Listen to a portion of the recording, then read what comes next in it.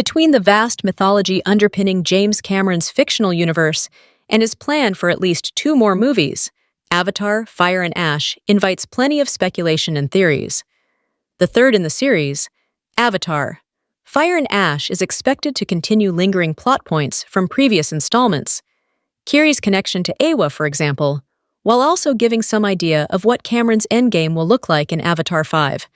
We do know that Avatar, Fire and Ash will, for the first time, involve the Sully family and their allies fighting an evil tribe of Na'vi, and these fire-themed villains will be working hand in blue hand with the story's OG antagonist, Quaritch.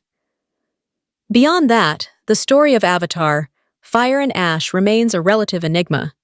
Thankfully, Miley Cyrus may have provided a salient clue, as to the threequel's direction. The most logical endpoint for the Avatar saga is humans and Na'vi to, essentially, become one. And not just a few humans being friendly with a few Na'vi. That's already the case in Avatar, Fire and Ash, but all of humanity existing in harmony with the whole of Pandora. As much as the Na'vi keep repelling the evil RDA, greedy corporations will continue making the trip to Pandora, striving to seize the moon for everything it's worth. The prospect of all-out war between humans and Na'vi is absolutely plausible before James Cameron brings the series to a close. Since Disney probably wouldn't want to end the franchise on a massive downer, let's assume Avatar 5's finale does not involve one species completely annihilating the other. At some point, then, humans and Na'vi will be forced to coexist, and there are compelling reasons to explain why this must be the eventual ending. For one, we know from exposition and deleted scenes that Earth is in bad shape during Avatar's futuristic timeline. The RDA's entire mission in Avatar, the Way of Water, is colonizing Pandora by force because Earth has become unlivable, and terraforming a planet like Mars into a habitable location would take too long. And while the RDA is clearly going about things in the most despicable way possible, the reality is that Jake Sully's species teeters on the brink of extinction. Millions of innocent people on Earth are doomed if something doesn't happen to save them.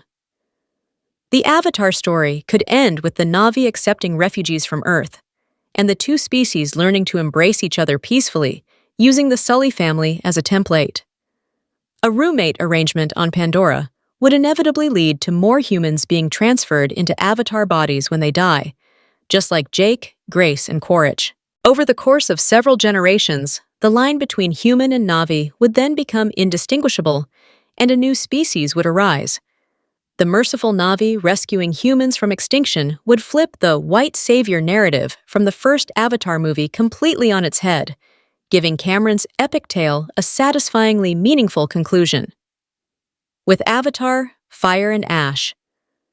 Focusing more on Na'vi versus Na'vi battles, the upcoming third chapter could be where the idea of humans and Pandora existing in tandem begins coming into view. And to support that theory, look no further than Miley Cyrus's new promotional track, Dream as One, which has been confirmed to feature in Avatar, Fire and Ash. At first glance, the title Dream as One would appear to reference the unification of Pandora's various Na'vi tribes, which will likely happen after the Omaticaya and Metkaina clans sort out their differences with the Fire folks in Avatar, Fire and Ash. But the next Avatar entry will also continue exploring Spider's delicate tightrope walk between human and Na'vi cultures. On top of that, Earth's predicament has almost certainly worsened since The Way of Water. Quaritch's return invites further conversation around the recombinants, and Kiri's connection to Grace remains unresolved. With so many human elements still in play, it's possible the Dream as One theme woven into Avatar, Fire and Ash's music has less to do with ending the Na'vi's interclan civil war, and more to do with the increasing acceptance of humans on Pandora.